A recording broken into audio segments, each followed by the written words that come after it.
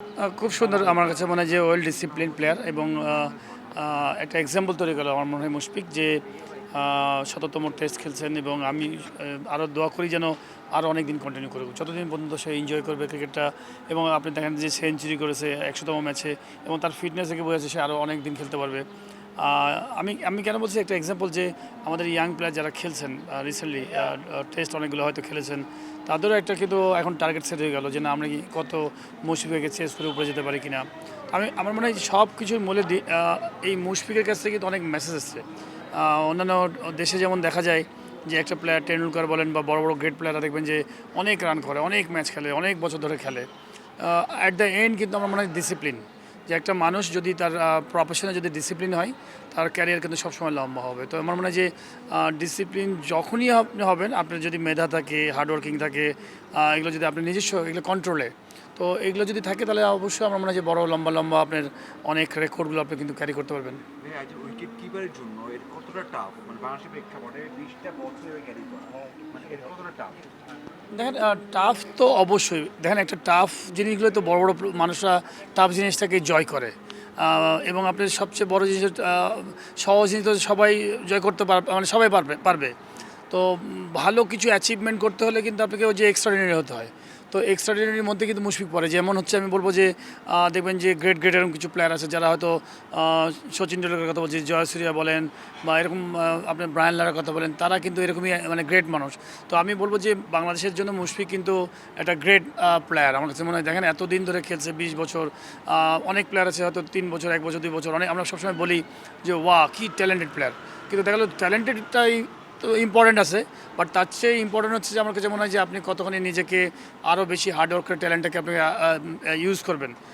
আপনি দেখবেন যে আমাদের ক্রিকেটেও কিন্তু অনেক ভালো ভালো প্লেয়ার আছে যারা হয়তো 6 মাস, 1 বছর, 2 বছর খেলছে, আবার ছিটকায় চলে গেছে, তারপরে খবর নাই। কিন্তু আমরা সবসময় স্বপ্ন দেখি ওয়া কী ট্যালেন্ট আছে, কিন্তু কী ট্যালেন্টের সাথে সাথে আপনি যদি সব কিছু না মিলাইয়ে যদি আপনি কিছু না করেন, ধরেন আপনার কাছে একটা ডায়মন্ড আছে কিন্তু ডায়মন্ডটা খনি থেকে তুলছেন কিন্তু এর কোনো দাম নাই। ডায়মন্ডের তখনই দাম হবে যখন আপনি পিওর কাটিং করবেন, সুন্দর কোয়ালিটি করবেন কাটিং, তখনই এই ডায়মন্ডের ভ্যালুটা আলাদা হয়ে যায়। তো আমি মনে করি যে প্রত্যেকটা যারা ট্যালেন্ট থাকে তার যে প্রফেশনে থাকুক না কেন, সেই ট্যালেন্টের সবচেয়ে ইম্পর্টেন্ট হচ্ছে আপনি কতখানি সেটাকে আপনি ইউজ করলেন। হ্যাঁ, উইকেট কিনতে ছেড়েছেন মনে হয় 17-18 সাল থেকে, তখন হেড কোচ ছিলেন হাবুল সিং, বলেছিল যে তার জন্যই ভালো। ওর পর থেকে তার ব্যাটিং করাটা বেড়েছে, আপনিও তো উইকেট ছিলেন, আপনার কি মনে হয় যে তার প্রেশার কমা, ব্যাটিংয়ে মনোযোগ দেওয়া এবং এই পর্যায়ে আসা, এটা কি তার ওই রিলিজ করেছে, মানে ভালো হয়েছে কি না এখন? না, এটা ডিপেন্ড করে সম্পূর্ণ একজন খেলার উপরে। এবং আমার কাছে মনে হয় দেখেন খেলাধুলাটা কিন্তু এখন কিন্তু খুবই কম্পিউটারে চলে আসছে। আপনি কিন্তু নিজেকে অনুধাবন করতে পারবেন এবং আরেকজন আপনার যে অ্যাডভাইজার আছেন, মোটিভেটার যে আছেন, সেও কিন্তু আপনাকে সুন্দর করে আইডিয়া দিতে পারবে যে আপনি as a wicket keeper, batsman, আপনি যদি ফিট থাকেন, এনজয় করেন, দুটোই করতে পারেন, সমস্যা নাই।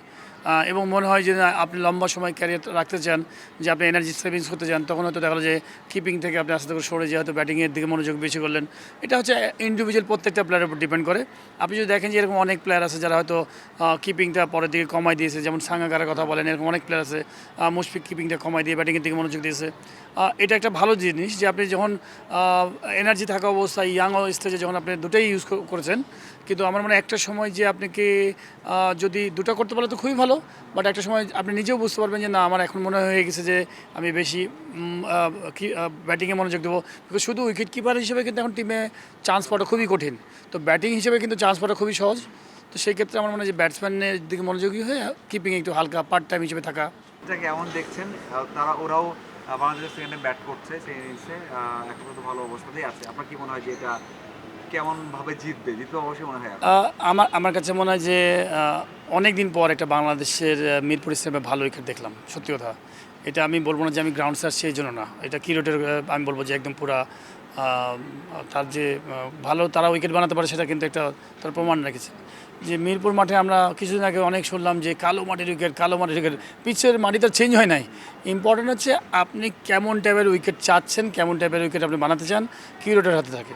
তো আমি মনে করি সুপার একটা উইকেট বানিয়েছে এবং আজকে পর্যন্ত উইকেটটা solid batting track.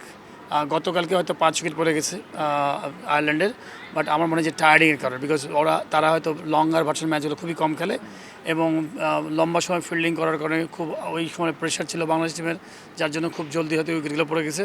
But Bangladesh team batting করছে আবার সেকেন্ড ইনিংসে, ফ্যান্টাস্টিক ব্যাটিং করছে 2 ওপেনার মিলে, এবং আশা করি যে বাংলাদেশ টিমের ব্যাটসম্যানদের টপ অর্ডারে আর বড় বড় রানগুলো করুক।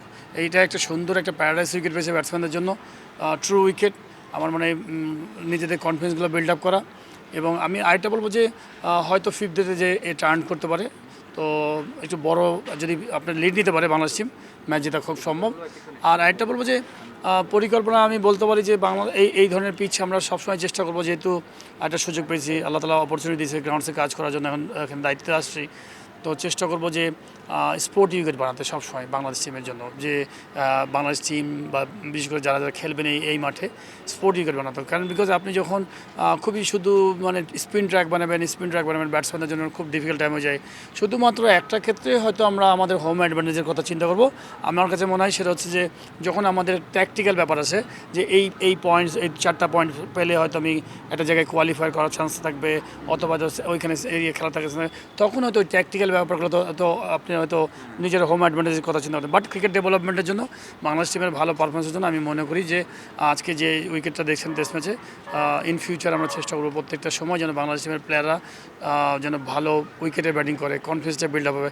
আজকে এই ম্যাচে দেখেন, আপনি যদি দেখেন 2টা সেঞ্চুরি ফার্স্ট ইনিংস হয়েছে, আবার সেকেন্ড ইনিংসে দেখেন আর ভালো ভালো কিছু ইনিংস যদি দেখতে পারি, তো ব্যাটসম্যানদের কনফিডেন্সটা আলাদা হবে, এবং ট্রু বোলাররা আপনি কিন্তু এখানে বের করতে পারবেন যে কারা আসলে রিয়েল বোলার আমাদের টিমের জন্য।